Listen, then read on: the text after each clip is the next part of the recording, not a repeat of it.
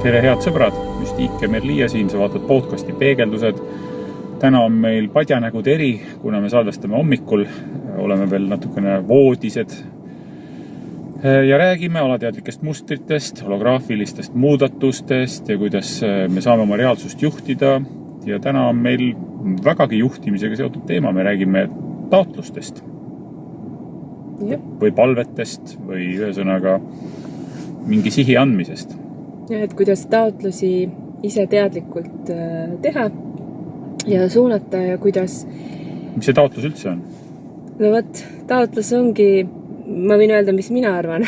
No räägi, mis sinu arvates on taotlus või mis sinu jaoks on taotlus?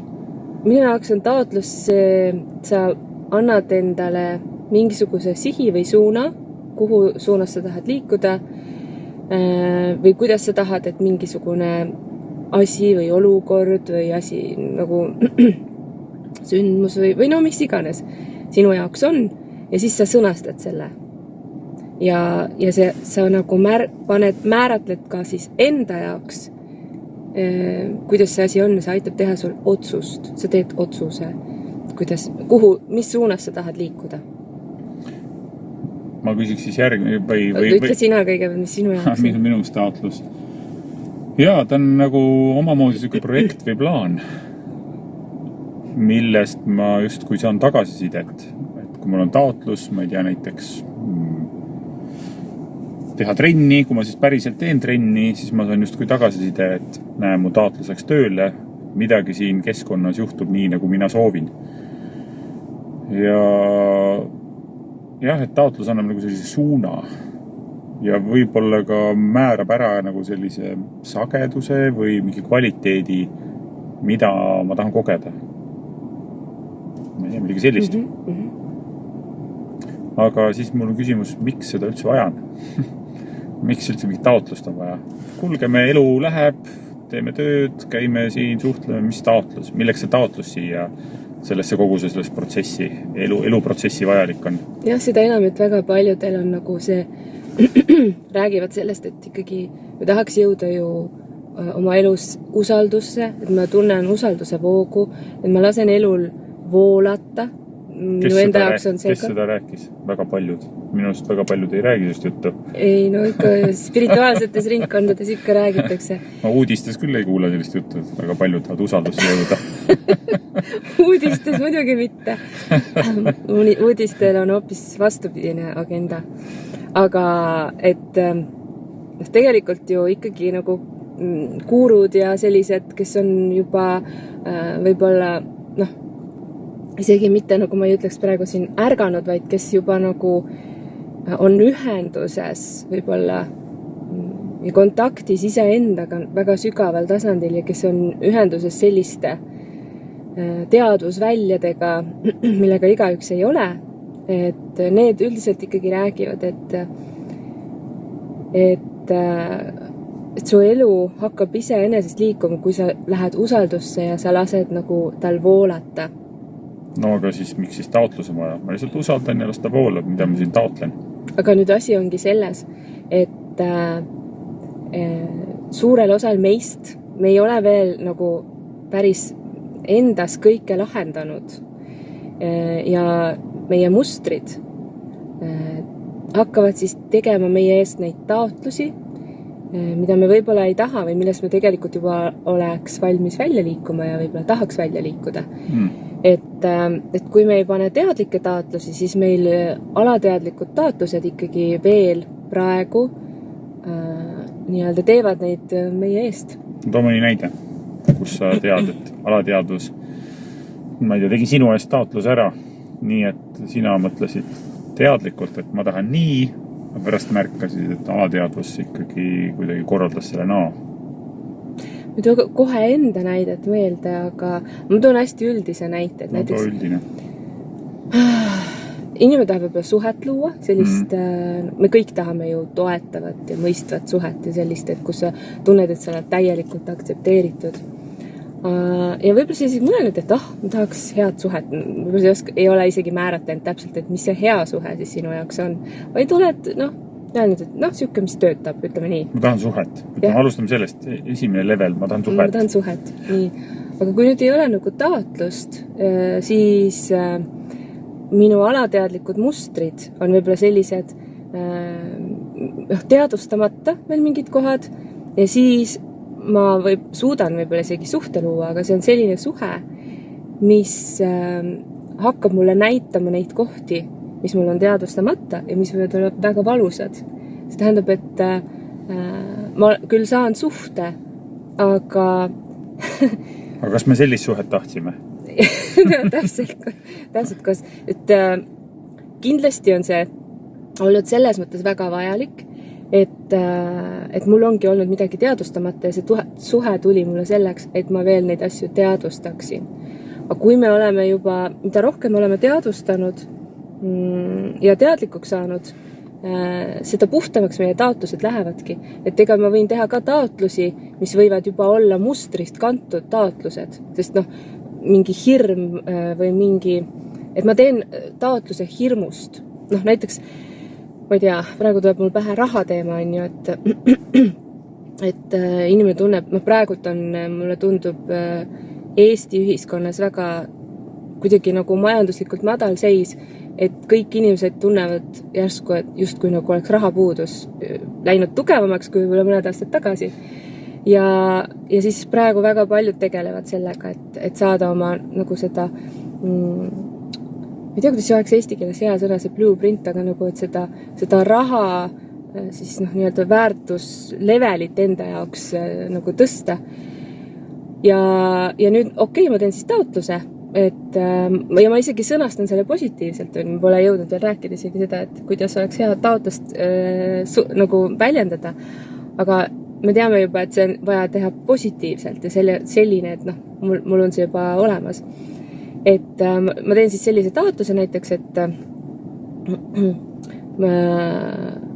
ma elan külluses, ma olen rahaliselt kindlustatud alati. Näiteks selline, väga ülimalt lihtne. Aga praegu, kuna ma olen selles olukorras näiteks, et mul on hirm, et kas ma ikka tulen välja ja kas mul ikka 3 kuu pärast ka seda raha on, siis see taotlus ei ole täielikult puhtast kohast tehtud.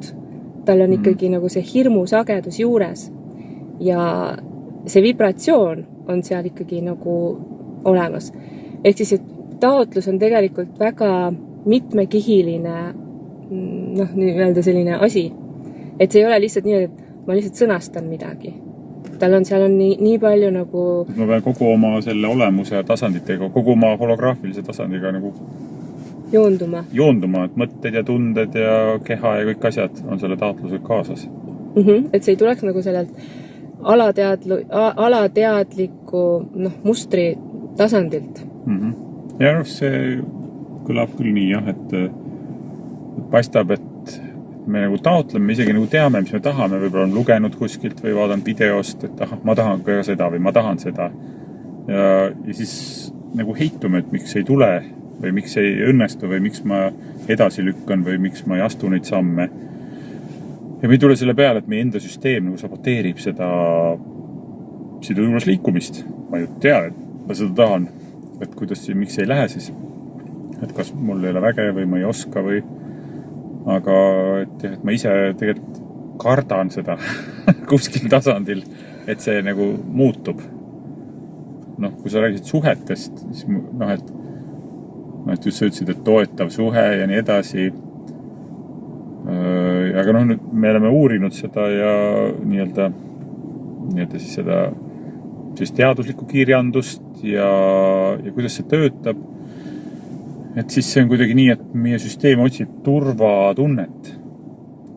Aga mis on nagu paradoks või siuke tagurpidi asi, et kui minu kogemus näiteks sünniperes oli see, et suhe ei ole turvaline, siis minu alateadvuse jaoks on turvaline see, et suhe ei ole turvaline.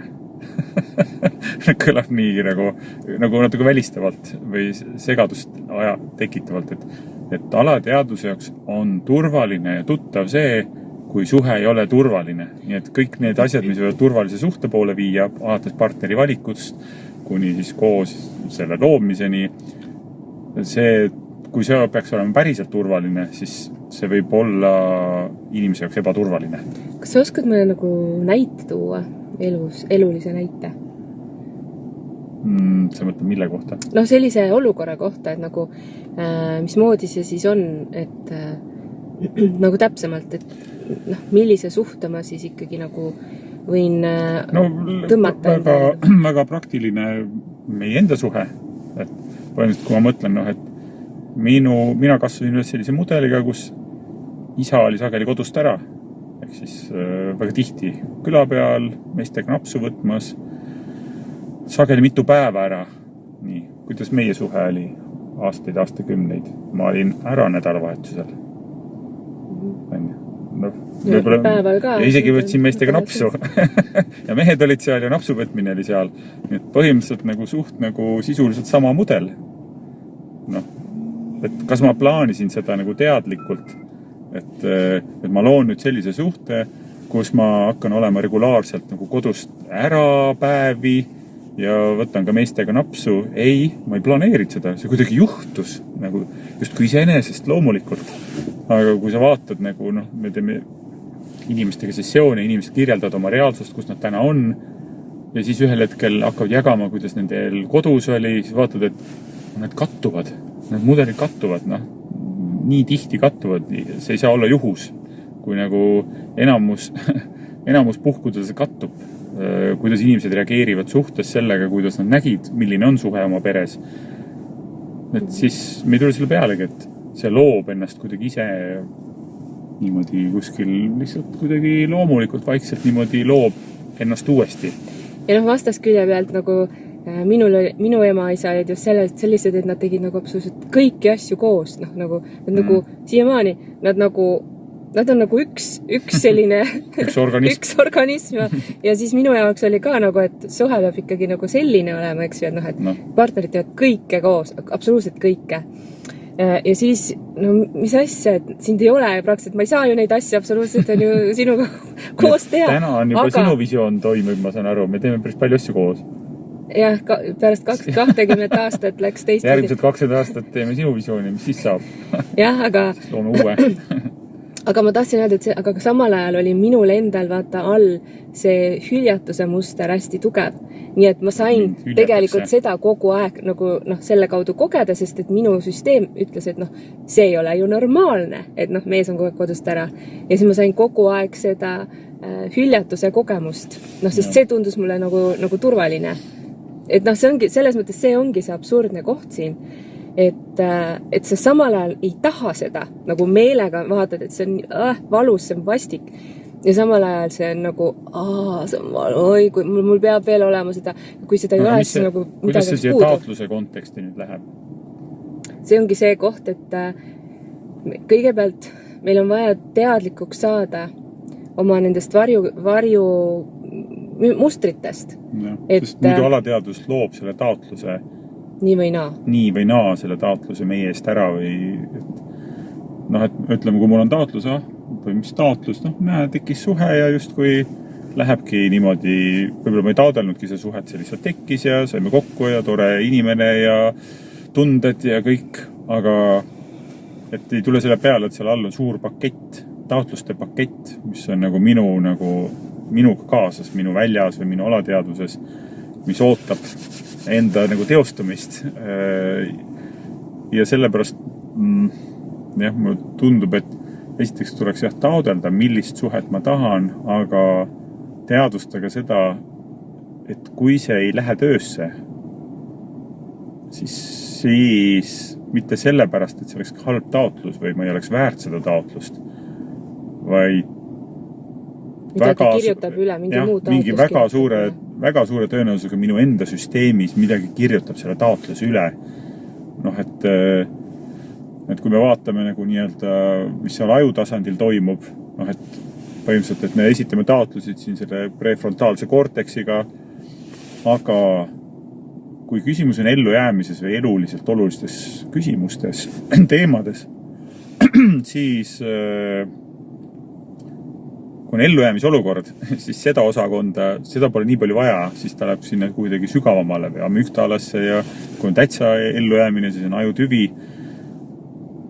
ja siis ma võin siin eespool igasuguseid asju välja mõelda. Aga kui näiteks suhe on nagu selline stressirikas nagu nähtus või stressirikas kontekst, sealt võib väga kergesti nii-öelda alumised korrused üle kirjutada selle, mis siin ma ülemisel korrusel oma arust välja mõtlesin. Aga see ei tähenda nüüd seda, et pole mõtet taotlusi teha. Jaa. Et ikkagi on mõtet ja Absoluutselt. See ongi selle eelneva jutu mõte ongi see, et tuleb puhastada, nagu taotlusi tuleb puhastada oma süsteemi ja tuleb jälgida, et milliselt tasandilt ma seda taotlust ütlen, et kas see on kuskilt alateadlikult tasandilt, kas see on seotud hirmudega või mingisuguse muu asjaga või ta on nagu hingega kooskõlas ja südamega kooskõlas. Ja kui keegi vaatab seda, siis ma nagu veel ütleksin seda ka, et kui sa märkad, et sinu taotlus ei lähe töösse, et ära heitu veel, ära loobu sellest taotlusest.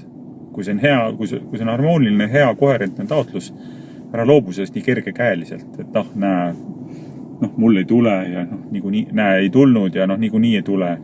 See on võimalik, aga midagi sinu süsteemis saboteerib seda, mingi uskumussüsteem, mõtlemissüsteem, käitumise mustrid ja neid on võimalik muuta. Need ei ole nagu kivisse raiutud. Minu ellu niikuinii seda ei tule ja ühesõnaga aegalt puutume kokku selle asjaga või enda puhul samamoodi, et mõtled, ikka heitume ju. Et see pole ju võimalik või nii ei saa tulla. Aga tegelikult me näeme seda kogu aeg, oleme enda reaalsuses näinud sessioonides, inimesed teevad holograafilisi muudatusi, kuidas need taotlused hakkavad tööle. Mis on nii põnev on, sa vaatad midagi. Talisuplejad. Talisuplejad läheb vette. Me oleme Emajõe ääres siin. Emajõe ääres, jah. Aga räägime edasi, et oletame, et meil on nüüd puhas see taotlus, et kaamera on siin. Et tekkis selline tunne, et tahaks ka proovida, aga siis kui ma vee juurde jõuan, siis ta ei ma siia küll ei astu. Aga nendel tuleb see nii kergelt siin. Ma lähen praegu tallisuplemist tegema. Aga räägime edasi, et kuidas ikkagi nagu siis ütleme, et ma teen selle taotluse ja et kuidas see taotlus nüüd siis ellu viia, et see on nüüd sellisest puhtast kohast praegult. Jah, kõigepealt tuleks see puhas koht saavutada, mul tundub. Ja kerge mõelda, kui praktiliselt nagu teha, et seda puhastada. Et mingi tehnika peaks olema selleks puhastamiseks. On see mediteerimine, on need holograafilised sessioonid, teraapia, mingid vormid, ühesõnaga uurida, et mis seal teemas on, sest kui taotlus tööle ei lähe, siis midagi sellest taotluses seal sees on midagi sellist, mis tundub süsteemile ohtlik ja ebaturvaline. Isegi kui see on väga koherentne taotlus. Et ma ei tea, ma võtan vastu nüüd armastust. Aga see võib olla nii võõras süsteemi jaoks, et okei. Osad teevad seda nagu tahtejõuga ära, korrutavad seda kuude kaupa iga päev, kuni süsteem õpib selle ära niimoodi läbi korduse, sest paljud mustrid ongi läbi korduse meil õpitud. See tähendab, me saame ka positiivseid asju läbi korduse endal sisse nagu nii-öelda programmeerida. Aga see läheb kiiremini, kui mingi tehnoloogia või selline süsteem on, millega nagu puhastada seda taotluse teekonda või taotlust ennast. Et sellega ei kaasne mingisugused peidetud stresse või peidetud motiive alateaduses, mis hakkavad saboteerima selle elluviimist. Jah, aga ma tahaksin nagu seda ütelda, et kui sa nüüd selle taotluse teed ja sa oled juba need sabotaaži kohad ka nii-öelda korda saanud, siis see, mis me enne rääkisime, et kõik need on ikkagi taotlusel on oma energia taga. Et mis need on need, mis aitavad siis taotlust ellu viia. Et esiteks me nagu kaasame erinevad tasandid, kõigepealt me kaasame mõttetasandi, et ma nagu genereerin oma meelega selle taotluse, ma sõnastan selle. Aga nüüd ma tunnen seda oma kehas ja ma tunnen seda, mis tunne on, kui mul on see juba olemas, see taotlus, ma lähen hästi tugevalt sellesse tundesse. Isegi katsuda minna nagu järjest sügavamale, näiteks, et ma võtan vastu armastust, selline taotlus, eks ju. et mis tunne see siis on tegelikult seda armastust vastu võtta. Ja seal tunde tasandil võib isegi tulla nagu natukene mingid kohad natuke aimu anda, kust hakkab vastupanu. Et kas ma üldse ei saa kontakti sellega või mul tekib... Kas ma saan lõdvestuda ja hästi tunda ennast sellel ajal? Või võib-olla ma juba tunnen seda, et võib-olla mul see juba isegi olemas, aga ma lihtsalt näinud seda. Et siin võib igasuguseid variante tulla tegelikult, kui hakkad nagu sügavale minema. Aga mis mulle meeldib, ma vaatan sulle siin märkmed telefonis või ilus nagu kujund, et taotlus on nagu seeme, mille me istutame oma teadvusesse. Et ta võib-olla kohe ei kasva, ei õitse, aga ta hakkab sealt nagu arenema ja ta on mingi sisemine juht ja mis edasi siis tuleb... No seemet tuleb toita, et hakkaks kasvama sealt midagi. Nii, siis nagu fookus sellel taotlusel hoida on nagu valgus, mis nii-öelda annab siis, lubab seemnel kasvada, et siis kui meie fookus ajub, siis me kaome sellest taotlusest ära. Me hoiame fookus sellel taotlusel, mis siis edasi tuleb, fookus, valgus. Nüüd on need märkmed, mis täna... Tunded on kui vägi selle taotluse taga. Ja, annab nagu energiat sellele seemne kasvamisele või selline ilmastik, toetav kliima. Uskumus. Seeme vajab head mulda ja see muld on sinu uskumus, et see, mida külvab, võib kasvada. Ehk siis sa pead väga sügaval ka alateadlikul tasandil uskuma, et see läheb töösse. Uskumine on veel eraldi teema, nagu see peab olema jäägitus, see peab olema selline, et mitte 99%, et ma usun, vaid see peab olema 100%, et ma usun. Et nii on, muud varianti ei olegi. See on mul juba olemas. Ma tegelikult olen kontaktis selle sooviga või taotlusega. Ja siis on ka väga oluline, et sa hakkad reaalselt tegevusi tegema.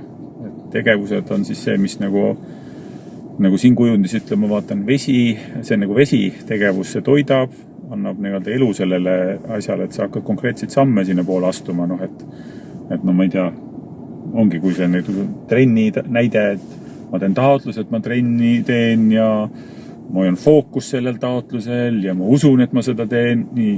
Aga nüüd on vaja reaalselt minna ka ja seda tegema hakata. Need on need kujundid, mis täna oli on plaanis kursusel rääkida, kuna täna me räägime kursusel ka taotlusest ja fookusest ja teeme erinevaid harjutusi, siis need kujundid olid tänaseks meie... Ma lobisesin need välja, Sa lobisesid. Nii, et kes tulevad kursusele täna, siis need teavad, mis ees ootab. Aga see on ainult pisikene, mis tegelikult ees ootab. Ühesõnaga, taotlus on oluline. Kuidas iganes sa nimetad seda enda jaoks? Taotlus, palve. Ühesõnaga, sa ütled, kuidas sa tahad, võib-olla isegi väga oluline, kuidas sa tahad tunda ennast selles teemas. Ja siis hoiad fookus sellele, et see nii on. Ja fookust tuleb harjutada ja väga hea viis, kuidas fookust harjutada, mida me oleme siin, täna me ei ole veel jõudnud, me läheme kohe koju seda tegema, aga me teeme sellist fokuseerimise harjutust, mis on väga tuntud, väga palju kasutatud. Vaatad küünalt. Alguses me alustasime 5 minutiga, natukene järk-järgult oleme seda tõstnud, viimati 7 minutit tundus minu jaoks väga lühikene aeg. Aga et sa paned selle küünlaleegi põlema ja järjest vaatad ja niimoodi, et su silmad ei lähe küünlaleegist kuskile mujale. Fokusseerid ennast. Ja katsud ka, 2 võimalust on, kas katsud niimoodi, et sul ei ole üldse mingeid mõtteid peas, mis on väga-väga keeruline, võite proovida. Kui on selline koht, et sa tahad seda proovida, aga on raske, siis proovi keel lõdvestada. Keele lõdvestamine aitab kohe ka nagu mõtteid lõdvestada. Või teine variant, et sa hoiad ühel mõttel fookust, mis on ka väga raske. Aga ma olen proovinud. Ma olen suutnud hoida ühte mõtet peaaegu, et 5 minutit. Ja ma olin ise nagu mõtlesin, et ma tegin selle ära, sest et see on tõesti selline, et lähed siia külma vette ujuma. No, et hoida nagu ühte mõtet, no aga proovige, kui kaua te suudate. Päris huvitav tõdemus on jah, minu see küünlaleegi meditatsioon. Esiteks sealt tuleb nagu häid mõtteid hakkab välja tulema, aga teiseks on see, et et just see, mis sa ütlesid, et me igapäeva toimetuses, me ei pane tähele, kui nagu hektiline see sisemaailm on nagu, siin on see, seal on see, hüppab nagu ringi. Ime siis, et meie taotlused töösse ei lähe. Sest me kogu aeg nagu lähme ära selle pealt. Hajume ära selle pealt. Et kui ma sealt küünalt vaadates ei suuda nagu mingi 2 minutit hoida oma taotlust või sellel soovitud tegevusel, mis me siis räägime mingist firma asutamisest või ma ei tea, mingi suuremad projektid. Seal on nii palju tasandeid nagu ja siis hoida nagu taotlus seal. Et... Jah, siis tundub lihtsam ikkagi ja siis me ütleme, et mul on see edasi lükkamine, et ma lükkan edasi. Aga see ongi tegelikult paljuski see, et ma ei suuda, mul on ju võib-olla midagi välja mõeldud. Võib-olla, et ma tean juba võib-olla, mida ma teha tahan. Aga hakata samme astuma ja fookust hoidma. Ja. Nii et taotlus on nagu asja ainult üks pool. Esimene samm. Esitada julge taotlus. Selline, kus ei ole üldse mingit piire, julgelt pane nagu gaas põhja taotluses ja siis hakka looma. Jah. Aga tõmbame otsad kokku tänaseks. Jah. Ühesõnaga, ütle sa lõpusõnad siis. Aitäh, et sa vaatasid podcasti Peegeldused. Müstiike Merlia olid siin pool. Müstiike Merlia. Ja meie ikka toetame meelde, et muutused on võimalikud, enda reaalsuse muutmine on võimalik ja tee julgeid taotlusi enda reaalsuse muutmiseks, et isegi kui see tundub hirmus. Isegi kui sa ei tea, kuidas see juhtub, tee ikka taotlus. Sa ei pea teadma, kuidas see täpselt läheb, mis seal on. Tee taotlus ja see hakkab tulema see info, kuidas seda teha. Ja siis juhtubki see, et tegelikult asjad hakkavad ise voolama. Sina pead ainult hoidma taotlusel fookust ja asjad hakkavad ise liikuma. Ja. See ongi see, kus sa siis saad nagu siis usaldada ja voolata. Ja, tänud kuulamast ja näeme jälle. Teadlike koosloomisteni.